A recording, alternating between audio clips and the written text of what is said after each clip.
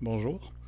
Dans ce court vidéo, je vais vous présenter la fonction la plus attendue de la version 2 d'Auriga. C'est la possibilité de dessiner à l'écran de l'ANP les parois des galeries et les détails. On va regarder comment ça se fait sur un exemple simple. Alors, on a ici une grotte avec les visées et les dimensions. Déjà, on va voir que dans la version 2, la fenêtre couleur est remplacée par une fenêtre affichage. Elle permet toujours de choisir les couleurs et la couleur du fond. Il y a des contrôles spécifiques au dessin qui se rajoutent. Déjà, on voit qu'on peut choisir topo en haute résolution et le dessin dans une résolution différente. En fait, le réglage qu'on fait ici sur les appareils à haute résolution est assez optimal. On a des visées qui sont fines et on fait du dessin avec une trace plus grasse qui est plus visible sous terre. On peut faire du dessin auto-ajusté. On va voir ce que ça donne tout à l'heure. On peut faire en sorte qu'à chaque fois qu'on dessine une nouvelle courbe, elle est automatiquement sélectionnée. On peut choisir le taux de conformité entre la trace réalisée avec le stylet et ce qu'on retient comme courbe. Alors, voyons ce que ça donne. Alors, le dessin est un mode nouveau du stylet. Une fois qu'on l'a choisi, bon, le sélecteur ici est raccourci pour faire de l'espace. Les vues de la topo sont maintenant limitées à celles qui acceptent du dessin. Et ici, il y a trois outils qui s'ajoutent, dont un seul peut être actif à la fois, qui est grisé. Alors, on a un outil de flèche qui permet de sélectionner un élément de dessin et on a un triangle qui permet de choisir une station à laquelle on va associer du dessin. On a un outil de zoom et de déplacement. Et on a un outil de dessin proprement dit qui nous offre de dessiner des courbes, des lignes ou des points, du texte ou de couper. On a ensuite un choix de couche. C'est la couche sur laquelle on va dessiner. Dans Auriga, on peut dessiner jusqu'à 10 couches distinctes. On peut donc séparer ces choses et après ça, on pourra masquer ou afficher ces couches pour désencombrer le dessin. On choisit la couleur dans laquelle on dessine. Alors, si on y va, avec notre outil de courbe, alors on part de notre paroi ici et on dessine. Voilà. Et ensuite, on dessine l'autre côté de la galerie. Voilà. Ici, il y a un manque de conformité. Là, on voit que c'est devenu une ligne un peu trop droite par rapport à ce qu'on a dessiné. Il suffit d'aller chercher le dialogue des détails de l'objet. On voit que c'est une polyligne et en ce moment, elle n'a que 2 segments, ce qui est peut-être un peu limité. Voilà. Si on augmente la conformité, maintenant on obtient 9 segments et on voit que notre ligne s'apparente davantage à ce qu'on a tracé. On peut recommencer l'opération plusieurs fois tant qu'on n'a pas tracé autre chose. On peut retoucher la conformité entre notre trace et notre courbe finale. Si on veut retoucher un détail, ben, il suffit de corriger la courbe qui ne nous plaît pas. On peut le faire bien sûr à une autre échelle si on veut raffiner.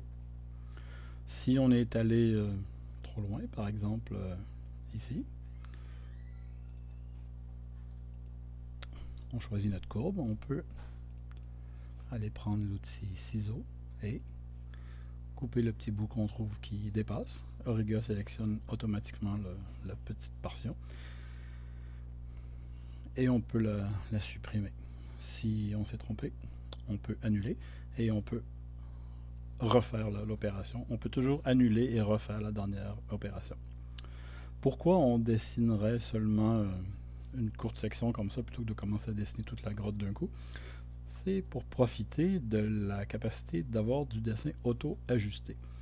C'est-à-dire que le dessin ici, il s'ajuste à la visée. Alors si on va, par exemple, à notre visée et qu'on la modifie, alors allons-y, on allonge notre visée, on la fait pivoter, on sauvegarde et on va voir notre dessin. On voit que maintenant notre paroi s'est allongée et a pivoté.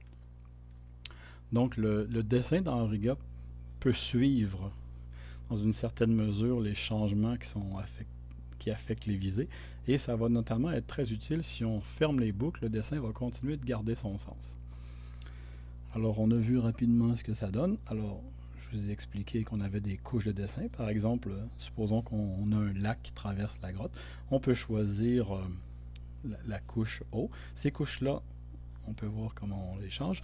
On a 10 couches possibles. On peut changer la couleur par défaut des éléments de dessin qui font partie de la couche. On peut choisir d'afficher ou non la couche, de la rendre déformable et déplaçable dans l'outil de Compass. Ces deux colonnes-là sont réservées à l'exportation de Compass. Ça ne nous affecte pas dans Riga. Alors, si on revient à notre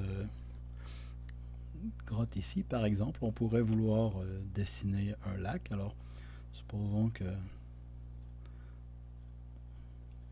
ici on a notre lac.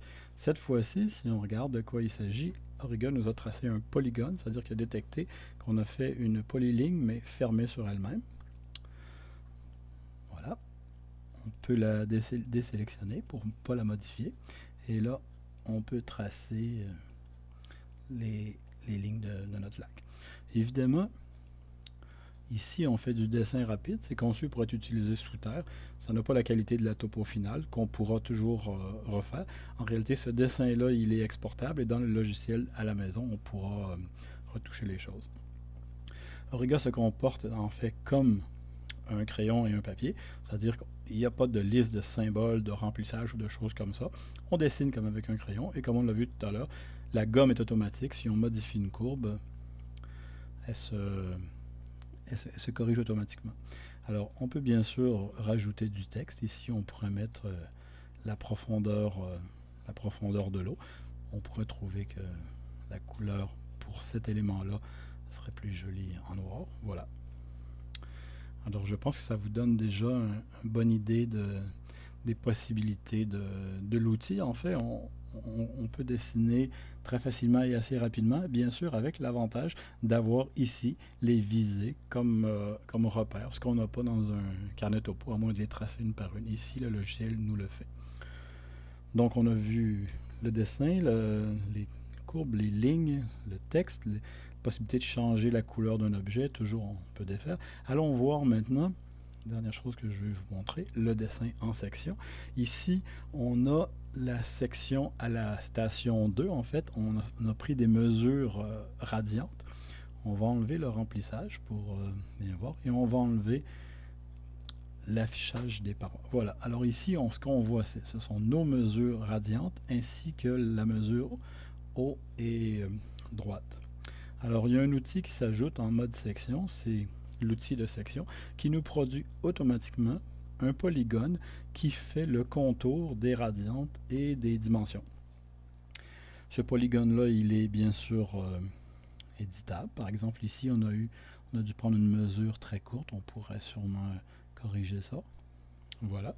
Vous observerez que je dessine toujours en sens horaire, de façon à faciliter le travail de détection des heuristiques d'Auriga pour la modification des courbes. Alors, voyons l'exportation de tout ça. Alors, quand on va dans Topo, exporter, bon, on pouvait déjà exporter en DXF. Il y a une fonction qui s'est rajoutée, une possibilité, c'est de choisir la couleur du fond qu'on veut en DXF, parce que suivant l'usage qu'on va faire de son DXF, il peut être en fond noir, comme dans AutoCAD, ou en fond blanc, comme dans Illustrator. On peut aussi exporter en SVG. Les sections, dans ce cas-ci, vont être exportées comme en DXF en une matrice de toutes les stations avec section de la grotte. Et on peut choisir de n'exporter que les stations qui comportent du dessin. C'est sûrement les plus intéressantes. Dans les autres vues, on peut choisir d'exporter en respectant le modèle des couches Compass Walls qui vont servir au SVG Exporter de Compass, là, qui est un processus de morphing, d'adaptation du dessin au visé. Voilà, donc on peut passer directement d'Auriga à Illustrator, à Canvas ou à son logiciel de dessin préféré. Alors je pense qu'ici on a tout ce qu'il faut pour bien s'amuser et j'espère recevoir rapidement vos commentaires. Merci. Au revoir.